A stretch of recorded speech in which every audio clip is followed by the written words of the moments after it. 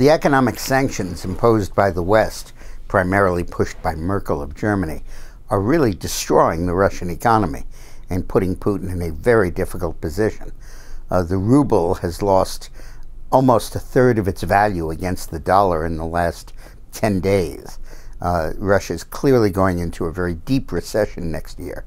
And because of the decrease in the price of oil, which has dropped sharply, 40–50% drop, which is the mainstay of the Russian economy, Russia is also in serious economic trouble. Putin is going to have a hard time subsidizing his population. He's going to be dependent on loans, which are going to have to come from Western banks or from the IMF. And Russia is becoming an economic basket case as a result of these sanctions.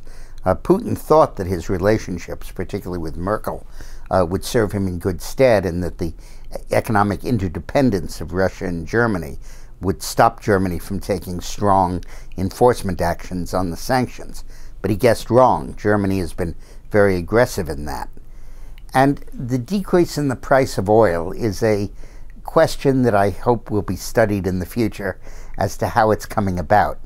I believe that it may be a deliberate action by the Saudis to increase production, which, combined with fracking in the United States, is sending oil production higher and causing the price to drop significantly. And that the Saudis, I think, are doing this to undermine Russia because of its support for ISIS, its support for the Shias in Iraq, and its support for Assad in Syria. And I think that they may be sending that message to Russia and using their control over oil prices to cripple the Russian economy. It'd be interesting to see if he's doing that or if somehow Obama orchestrated it. I have trouble giving Obama credit for anything that good.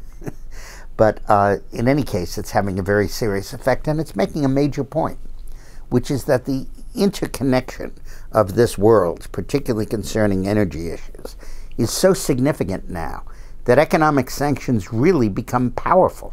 They become the equivalent of military force, or perhaps even more powerful, not when used against a third world impoverished dictatorship that doesn't really have an economy.